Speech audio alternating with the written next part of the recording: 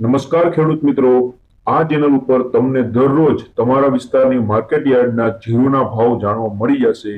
દરરોજ વિડીયો મળતો રહે એટલા માટે ચેનલને સબસ્ક્રાઇબ કરી લ્યો। હવે આપણે જોઈ લઈએ જીરુના ભાવ।